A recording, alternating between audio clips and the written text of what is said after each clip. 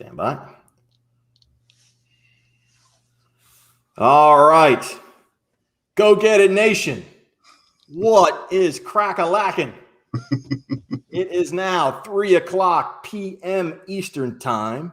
It is Tuesday afternoon, and that can only mean one thing if you are joining us today. And I have to tell you that,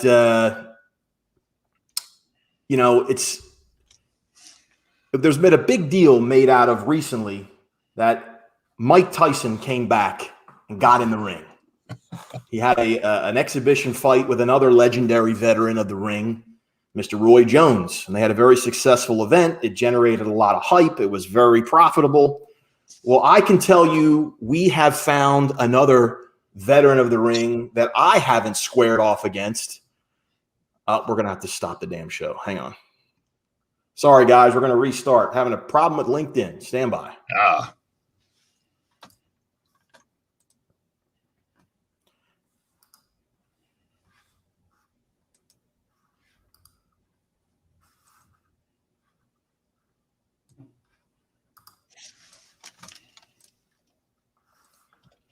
All right, let's see.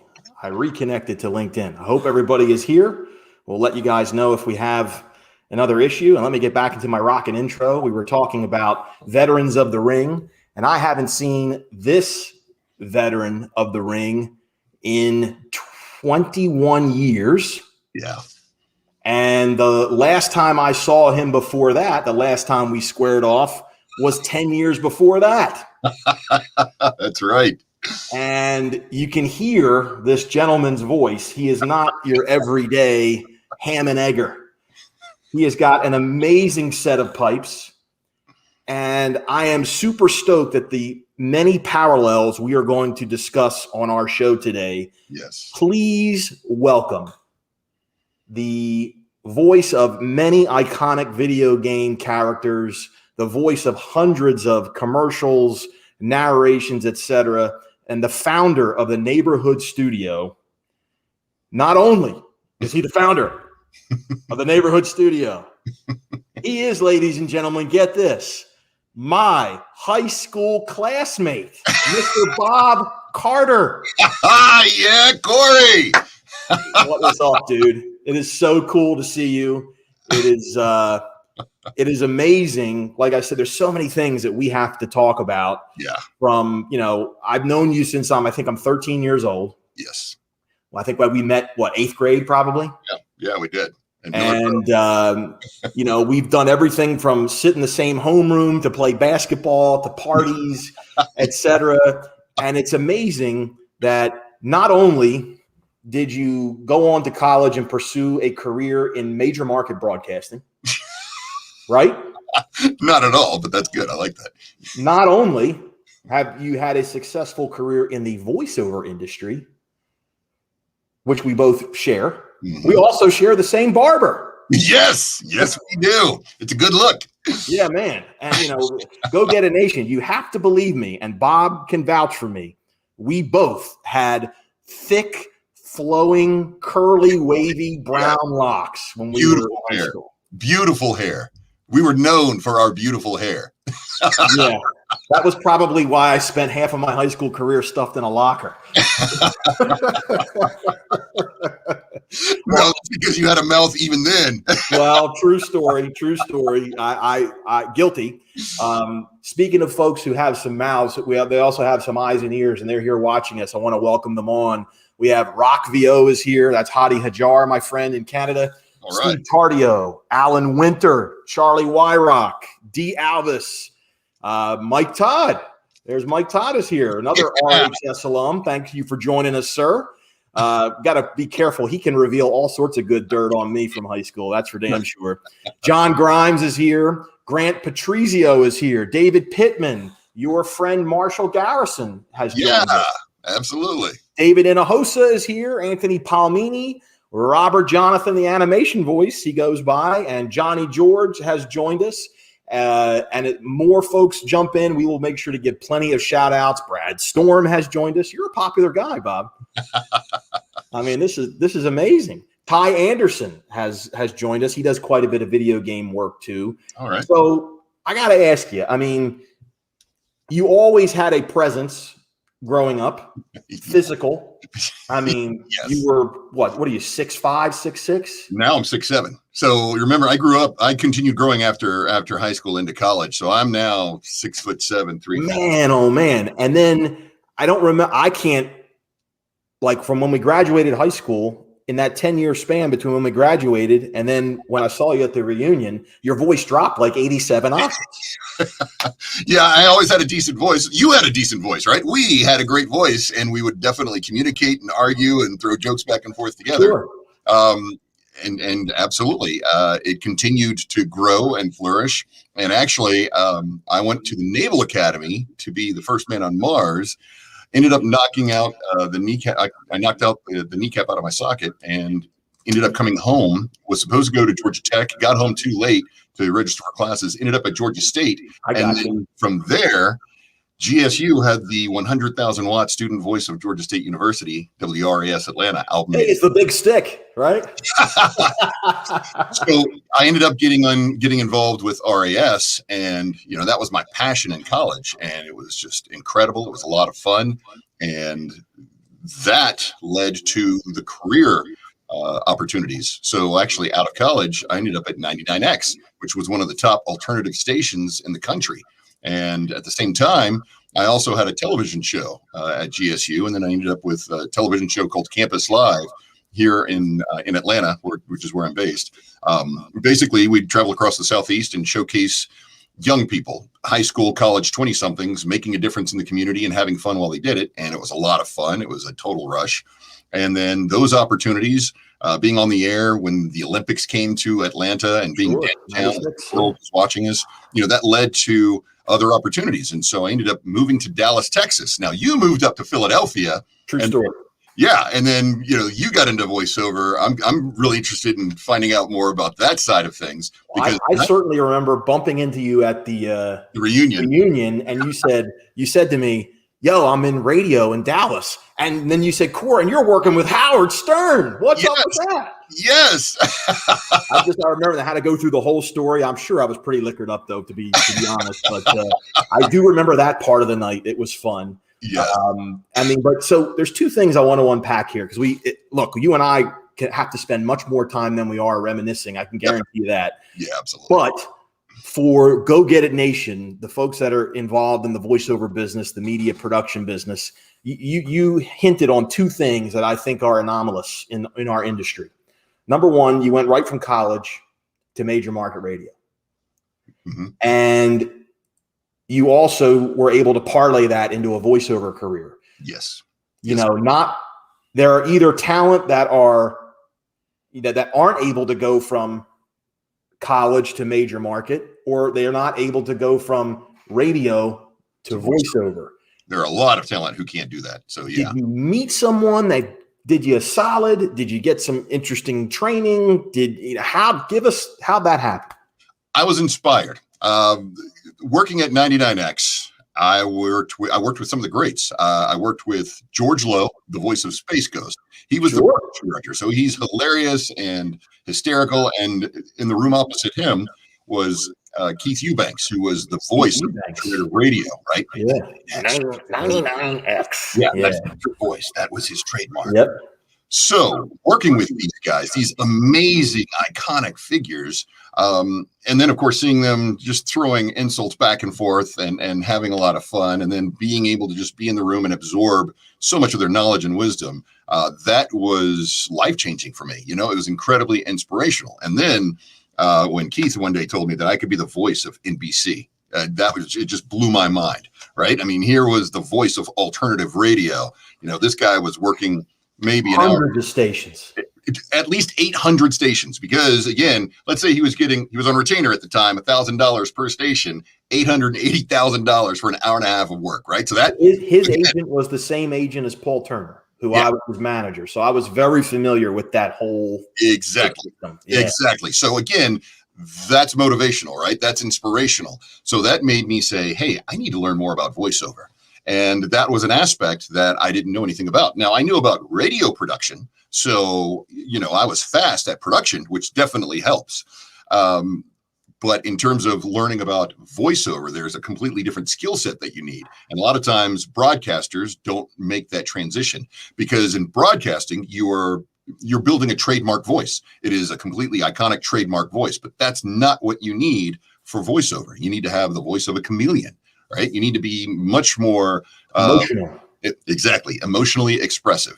And again, there are different skill sets for commercial voiceover versus corporate narration versus politicals versus broadcasting versus animation and video games versus live announcing, right? Yep. So every aspect of voiceover has a different skill set required.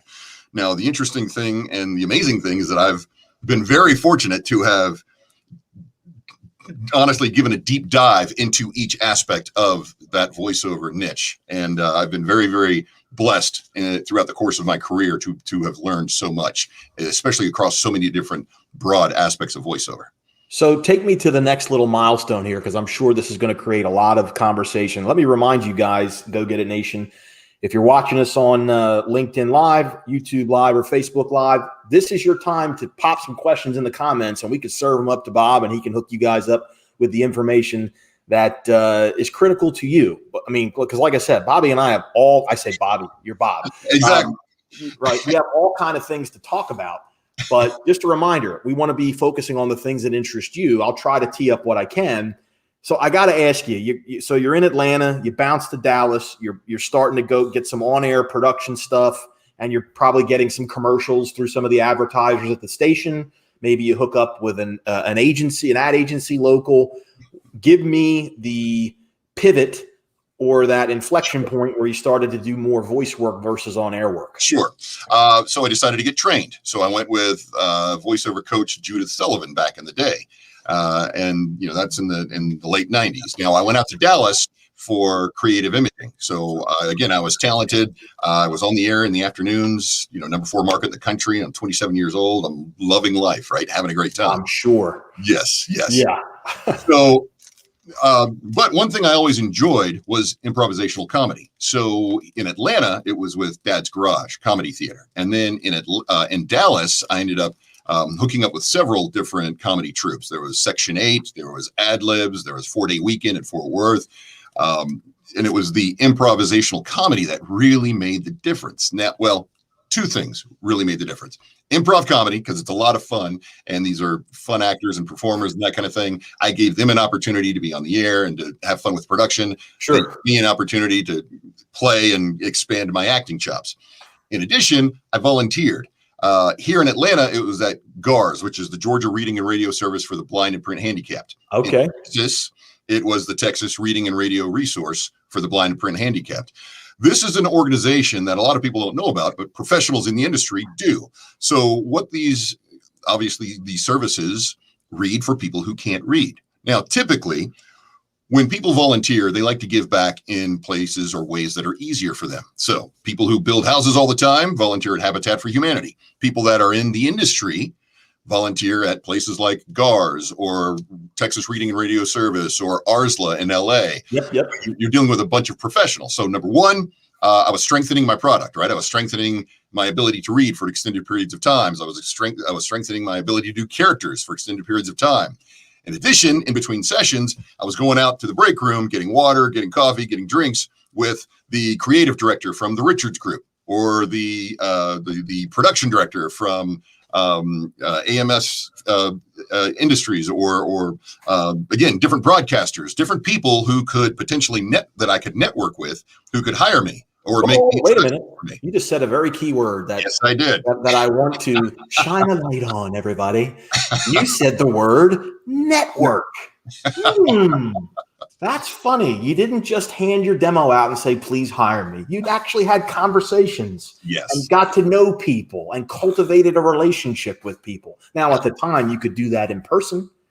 The internet wasn't the internet then, right, as it is now, but there's still a lesson to be learned. Oh, absolutely. And leave it to me to take your very entertaining story and turn it into a lesson like some damn teacher. But that's what I did. So, well, we got a couple questions from the audience. Certainly. Absolutely. So Adam Bullock says, what personal obstacles did you face on your way to make it in the industry and to achieve the things you've achieved thus far? What personal obstacles? My own ADD, my own procrastination, my own negative self-talk, right? That the FUD factor, right? That fear, that uncertainty, that doubt that can creep in our heads. You got to get over that. You got to get over yourself. That's where improvisational comedy is amazing. It's fantastic. So I coach people to binge. Whose line is it anyway? Go to improv comedy shows. It's constructive creativity, right? You're going to expand your comfort zone. You're going to get out of your own negative mindset and be willing to say yes and, which any actor knows is a fantastic, amazing, incredible gift to learn to play, right? You accept what somebody gives you and you say yes and you add to that scene. You give back to that. Because you have no time to think. Right. Absolutely. So, but you do this in your life. Okay, so improv comedy, definitely one of those things that's necessary. Number two, understanding you're a business owner. And wait a minute. You just said business owner. You mean a voiceover talent is an entrepreneur and a business owner? Yeah, absolutely. Get the F out of here. Absolutely. Oh my God, I always thought that crazy guy with the Go Get It shirt said that. Okay, go ahead. I'm sorry. Hey, absolutely. Again, we need to partner up, man, because again, you've got your mantra, I've got my mantra. I help aspiring creatives become working creatives. And what I had to do was break through other people's bubble of busy, right? So again, it's that networking, getting over yourself and getting out there, putting yourself out there. And however you like to do that, that's fine. So whatever ways you like to have fun, if you like going to film festivals, great. If you like going to improv comedy shows, if you like going to wine tastings, if you like going to art festivals, whatever place creatives with a capital C who can potentially hire you are hanging out, that's where you want to be. You want to go and you want to meet those people. All right. That can apply online as well. Yes, absolutely. It applies online. It applies on LinkedIn, which you're phenomenal at working, and I need to improve at working. I tend to work too much, and so I'm not marketing like I need to. It applies on Twitter. It applies on, even now, TikTok, although I'm, again, terrible about it. Yeah, I'm not good with that one. But again, these are different media that we need to make sure that we're promoting ourselves, right? And we're making sure that we're connecting with people so that way they can see what we're doing. They can see our success. They can see where we're busy. And that's where the video games came from. So the circles, life is all about circles, right? And it's those circles of the people that you're hanging out with that leads to success. Okay. So the circles, right. So the circles of the people that I was hanging out with in Dallas, those improv comedy guys were also actors. They were also the actors who were at Funimation, who were doing Dragon Ball Z, right? So Mike McFarland, Josh Martin, Chris Rager, these guys are with Section 8. They invited me to come and do some Wallace sessions, just, because it would be a lot of fun and it would be interesting and different. And I did. And then I got there too late to be Chris Sabat because there's only one Chris Sabat and he's got the amazing deep voice. And at the time, he had the deep gravelly voice and my voice tends to be much more smooth, right? Yeah. So I would lose out to him all the time for auditions. But guess what? There's room enough for everybody. So he became incredibly successful. When he opened up his production studio, he couldn't do all the deep voiced guys. So he said, hey, what other deep voiced guy do I know? And he called me. And so that's where I would do a lot of different monsters or different, again, you're a character actor. Life is all about those circles, right? So you become a studio actor, a studio performer, just like with production studios. They have their pool of talent that they like to work with before or after they go to lunch, right? They've got their short list. You want to get on their short list. So you want to get on the production studio's short list, the production director's short list, the creative directors or the creative agency's short list of talents that they like to work with before or after they go to lunch, and show that you're reliable, show that you're competent, show that you're easy to work with, show that you're nice, show that you're fun and friendly and interesting, break through their bubble of busy, and then show that you're great, and then be gone and be about your business. Is it safe to say, to put a big bow on that, you have to cultivate your relationship with that person? Yes. Yeah, that's go get it speak. What you just said it great. I love the way you said it. I always like to rein it back into what we're, the drum that we're hammering here. Now I have a very important question by the audience. All right. It's going to require a very particular answer. Okay. Good luck. Okay. My wife asked the question, how was Corey as a teenager? I need that info. I'm interested. So, dude, you better make me look good, brother, right here, at least for a couple minutes. You were fantastic. Again, we were friends. We hung out all the time. You were competitive. Short, competitive. You were short, and that is unfortunate. If you'd been a little taller, man, if you'd been a little bit taller, you would have been a pro anything. I would have been able to ride a few roller coasters too. It would have been nice. But that didn't stop you. Again, you lived larger than life even back then. Again, we were friends, so of course, right? So my wife wants the inside scoop. What can I tell you? I've only known her 20 some odd years. She hasn't figured me out already. She's already seen plenty of embarrassing pictures and heard stories. And that was Corey. Corey then is Corey now. That's Corey. Really little taller, less hair down here. That's it. Exactly. There you go. Well, thank you for humoring me on that. Let's see if we got any other questions here from the crowd. Oh, we do have one here. Charlie Wyrock, my friend. He says, "What was your first big win in voiceover, and your favorite video game audition?" Oh, okay. My first big win in voiceover. My first big win would honestly have to be broadcasting, because that was huge. To go into 99X straight out of college is epic. I mean, it really doesn't just happen like that. You have to be in your hometown. Yes, in my hometown. During the Olympics, right? Just in time for the Olympics. To be able to experience that was amazing. After that, my first big win in voiceover was with WAGA TV. Sure. Fox Channel 5. 5. Yes, that's right. Fox 5. I did 3 TV commercials for them. Got paid $125 per commercial. Wow. What I really remember, was bite into a better Bubba Burger today. Bite into a better Bubba Burger today. It took me a while to get into that, but bite into a better Bubba Burger today, because you had to throw those tags in quickly. Then I ended up that's when I really got the bug. And so then 1 year for my birthday, I said, I want to be a voice talent at Cartoon Network. So I drove over to Cartoon Network and I tried to get past security, and they're like, "Yes, sir, that's not how you audition. You can't do that. It doesn't happen like that." I was like, "Okay, hey, man, hats off for the effort, man." Yeah, go get them, right? Yeah, go get it, right? But after that, that's when I decided to go ahead and get trained from Judith Sullivan, and then I was going out after commercials myself, and because I had an understanding of who to contact or who to look for to find commercials, I ended up becoming, and because I was also I had a good time in my 20s, right? Now, I didn't drink, but I loved going to play and having a good time. And again, there was the enthusiasm and the energy and the personality. Leaning. So, yes, absolutely. Again, it was the improv comedy. And it was just, again, anytime I'm around, it's a good, fun, safe, creative vibe. So I ended up booking several, believe it or not, Miller spots, Red Hook spots, a lot of beer spots because of the energy and the attitude and that sort of thing. But those were my first wins as far as voiceover went. And then some of the Pike's Nursery stuff that people didn't realize. And some of the other wins that I had were with GARS, doing a lot of those auditions and working on the magazines. Okay, so for GARS, I volunteered and I read Better Homes and Gardens because my mom loved gardening, and I was like, let me give back. And then Soldier of Fortune, because all the other magazines. That's tough. Okay. There you go. Here's the crazy part. Those random magazines that I chose, because I learned the proper time to plant perennial bulbs or whatever, that led to me booking the Pike's Nurseries campaigns. And if they were using me, I mean, it was huge back then, like 99, that's when I got them, and it was great.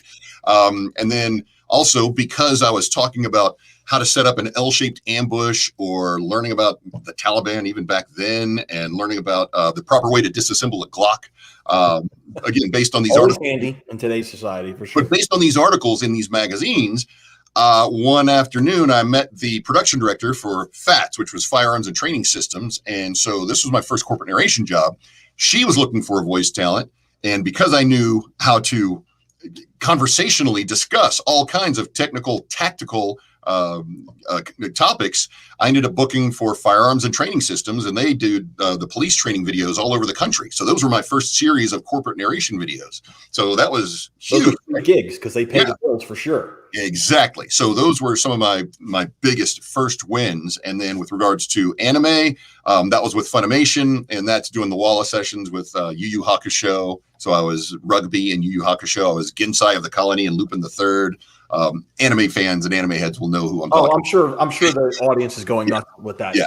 And then of course, BoJack and Dragon Ball Z, Sin Shinron, the One-Star Dragon, and Dragon Ball GT, and of course Sid Curtis and Full Metal Alchemist, and then a ton of other characters, because I was a studio actor. I was a character actors. So they would call me in all the time.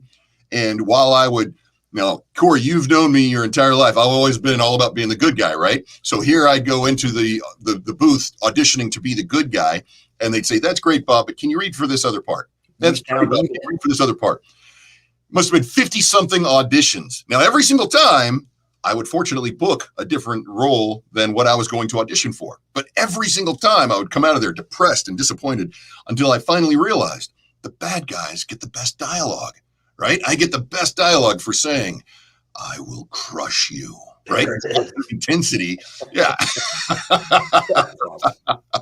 That is awesome. But every time, you're in the booth, right? So it's time in the booth. And that just adds to the credits. And so if you go and you look at my IMDb, I've got well over 100 credits.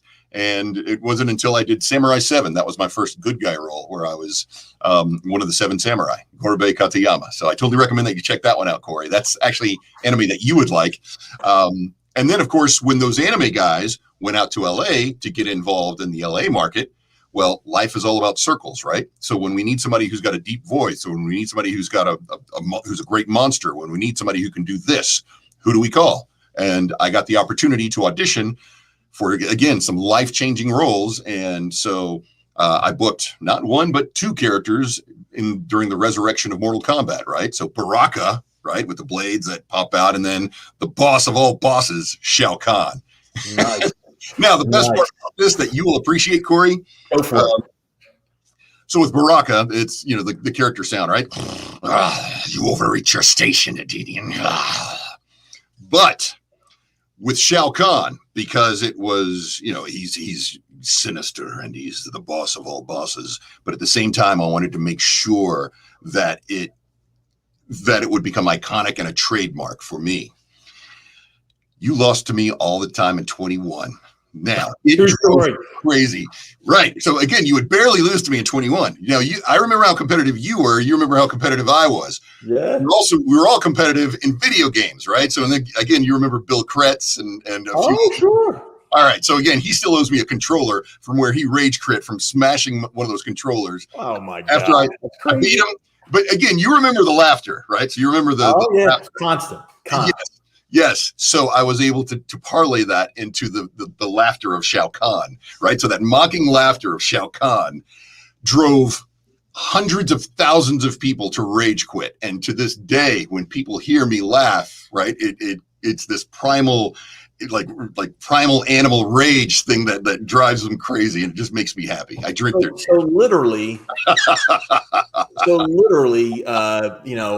Redan Road had a direct impact on your voiceover career in the Commons, before lunch or whatever else. I mean, that is hysterical. And that's only something that you and I get. Of course, maybe some of the other RHS alum watching. But, so you've also graduated. You're not just voicing these characters. You're closely tied to them, and when we could attend conventions and things, you get to appear and sign autographs, and you're part of the celebrity lineup. Absolutely. And as a matter of fact, one of my favorite things to do. So I'm not only the voice of Shao Kahn and Baraka in Mortal Kombat, but I'm also in again the other second greatest fighting game, or the first greatest fighting game, Street Fighter, right? So I'm Balrog. I mean, we're talking about Mike Tyson. I'm the Mike Tyson of Street Fighter, right? With the wrapped hands. Exactly. Right. Say goodnight, chump. My fight money. Dude, get a lozenge. That's awesome. No, thanks. Again, I've got a strong voice and I can do that all day. It pays the bill. That's incredible, man. You're blowing me away, man. It's amazing. And I know the crowd. For conventions, they are competitive now, right? I mean, again, there's a whole new generation now of esports that's exploded out there. So for conventions, to be able to be the voice of Balrog, where, again, this is one of the top competitive characters that people can play. And again, this is big money. And then in addition to that, so with esports, I don't know if you've ever touched on any of that, but you've got these real-time strategy games. You've got these interesting. My younger son is very much. He's not competitive, but he plays, and I hear many profane things while he's playing for sure. Like father, like son. Sure. Yeah. Well, where do you think he learned it? Well, my wife's from South Philly, so he has no shot. So.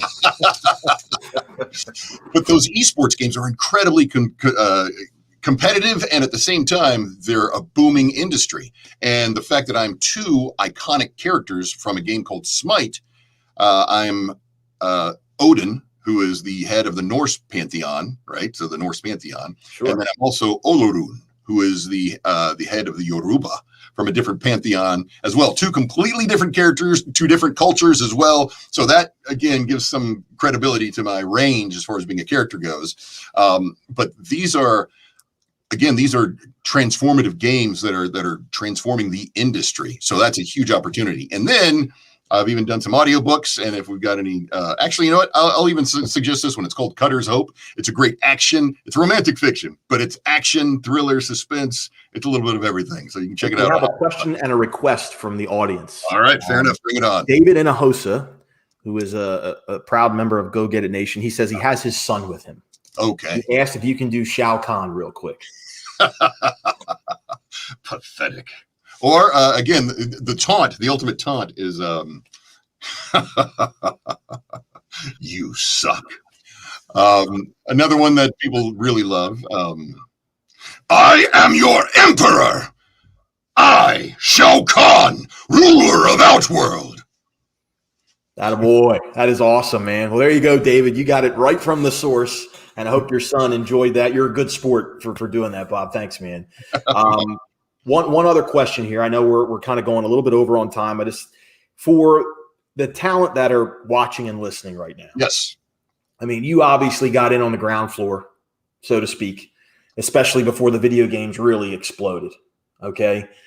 What do you tell that talent? Because you also have a career coaching and mentoring aspiring talent. What do you say to that talent that says, all right, I got my mic, I got my home studio set up, I got a great little demo, and I want to voice video games and animation? Where do they even begin?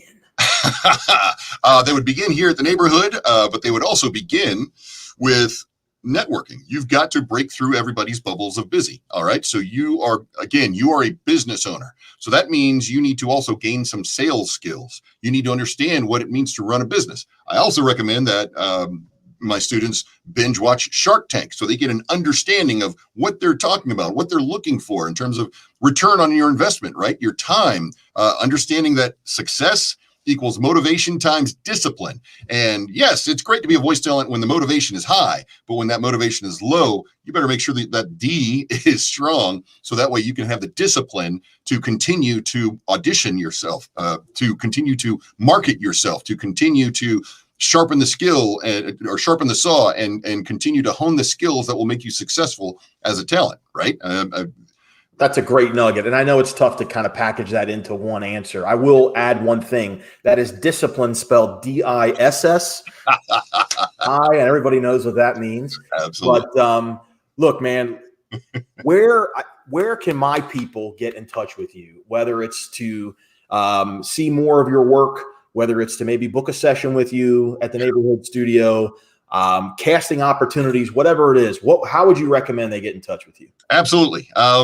If you've got a commercial or character demo, absolutely feel free to email it to me, bob@neighborhoodstudioatlanta.com. That's bob@neighborhoodstudioatlanta.com. I also act as an agent, so very fair. Ooh, that's a good one, guys. Again, very casual, but it's just because I've been in the industry so long. You know what I mean? Again, I'm not exclusive or anything like that.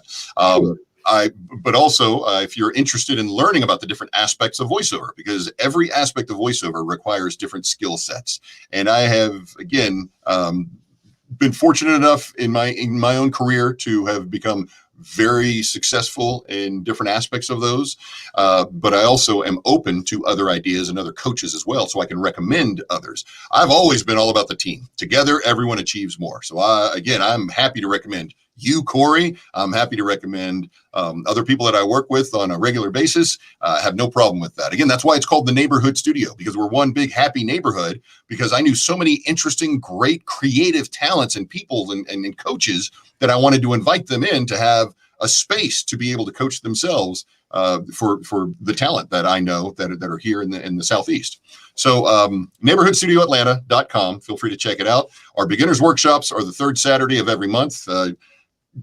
We're online now, so coronavirus changed everything, right? But in addition to being online, once this is all done, once you've got the vaccines and you're safe and that sort of thing, absolutely get out, do the things that make you happy, but you need to market. You've got to market. And that's where you got to step into the ring.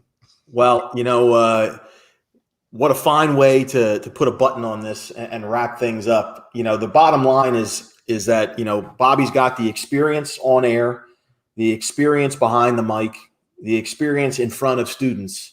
He's got a ton of street cred, and he's go get it approved, which that carries the most weight of anything, right? We'll smack them around if they don't, right, do things the right way. Look, you and I have got a lot of extra catching up to do. I'm going to hit you with a text, and we'll get talking and find out how your family's doing and everything like that. This has been a surreal moment, I have to tell you. I love it. I mean, and I'm thankful that you were so generous with your time, in the middle of the week here. You dropped some knowledge bombs on us, brother. It was good to see you, my man. Yeah. I'm so happy you're doing well, and I can't wait to dive a little deeper and catch up with you more. Thank you for being on Ringside, man. Absolutely, man. Absolutely. Anytime. And I'll tell you what, let's do one last little thing. Let's give me a go get it in a good evil character voice to wrap up the show. I'm Bob Carter, known Corey Dissin for a long time, and one thing we can both agree on: go get it. Oh, that was money. My man, Bob Carter, thank you for joining us. Stick around, pop over on Clubhouse for the post-game show. You can ask me anything: marketing, branding, social media, content generation, entrepreneurship. I'll stick around as long as the questions keep coming. Make sure you reach out to Bobby. He's a good dude, and he's my man, all right? You got to take care.